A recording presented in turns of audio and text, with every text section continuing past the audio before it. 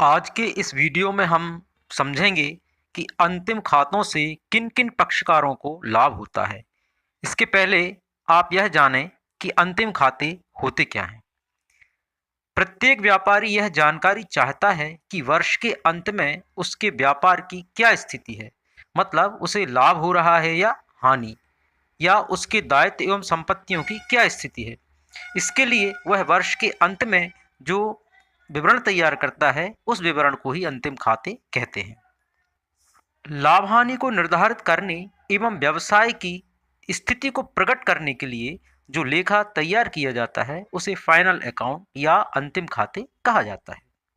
अंतिम लेखा लेखांकन का एक मुख्य हिस्सा होता है जिसके अंतर्गत व्यवसाय के लाभ हानि को निर्धारित किया जाता है और व्यवसाय के वित्तीय स्थिति को प्रकट किया जाता है।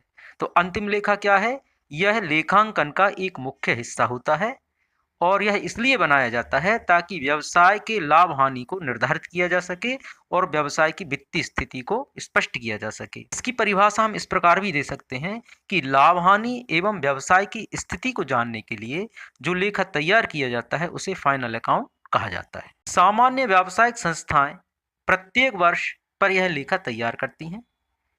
फाइनल अकाउंट तैयार करने के लिए निम्नलिखित विवरण लेखा को तैयार करना पड़ता है। मतलब इसके अंतर्गत निम्नलिखित 3 विवरण पत्र आते हैं जिसमें नंबर 1 व्यापार खाता, नंबर 2 लाभ हानि खाता और नंबर 3 स्थिति विवरण या जिसे हम चिट्ठा कहते हैं। तो trading account, profit and loss account and balance sheet इसके अंतर्गत बनाया जाता है।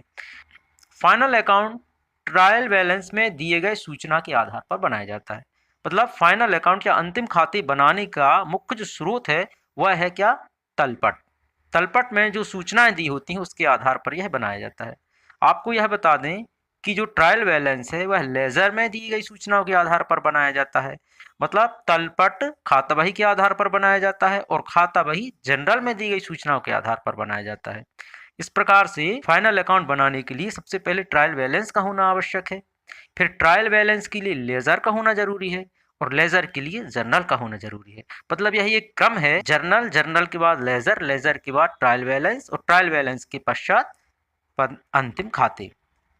अब अंतिम खाते के प्रयोगकर्ता कौन कौन है, या हम यह कहें कि इसके पक्षकार कौन कौन है, या इस तरह से कहें कि अंतिम खातों से किन किन को लाभ होता है। तो सबसे पहला है व्यवसाय के स्वामी या जिन्हें हम अंशधारी कहते हैं। तो व्यवसाय के स्वामी या अंशधारी व्यवसाय की प्रगति एवं कल्याण में रुचि रखते हैं क्योंकि ये स्वामी होते हैं।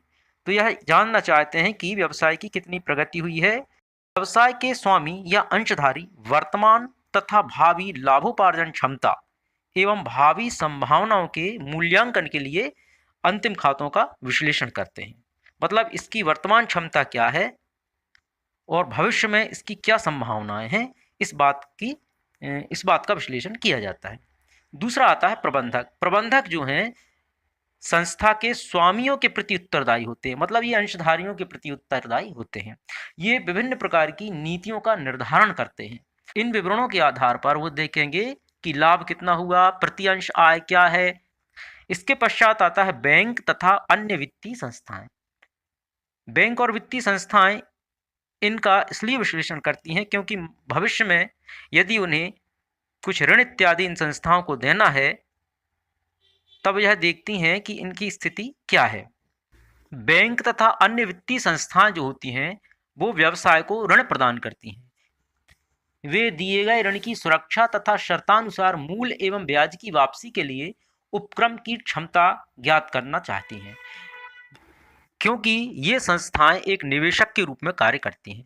अब इसके पश्चात आता है सरकार एवं नियामक या सरकार एवं प्राधिकरणों के लिए सहायक।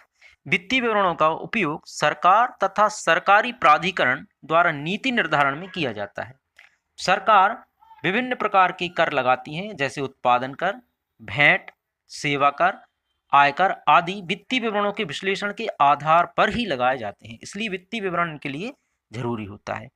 इसके पश्चात लेनदार। लेनदारों को यह वित्तीय विवरण इसलिए आवश्यक हैं क्योंकि वो यह जानना चाहते हैं कि उन्होंने जो संस्था को ऋण दिया है उसकी वापसी करने में संस्था सक्षम है अथवा नहीं, और भविष्य में वो इस बात की नीति निर्धारित कर सकते हैं कि इन्हें भविष्य में ऋण देना चाहिए अथवा नहीं। और इसके पश्चात आता है कर्मचारी। कर्मचारी भी इसलिए रुचि रखते हैं वित्तीय विवरणों में क्योंकि वो जानना चाहते हैं कि यदि संस्था को लाभ हुआ है तो अब उनको बोनस मिल सकता है या उनके वेतन में वृद्धि हो सकती है या उनको अन्य भौतिक सुविधाएं प्राप्त हो सकती हैं। तो आज आपने जाना कि वित्तीय विवरण क्या है, यह किन किन लोगों को सूचनाएं प्रदान करता है या किन किन लोग इनसे लाभान्वित होते हैं या इनके पक्षकार क्या हैं।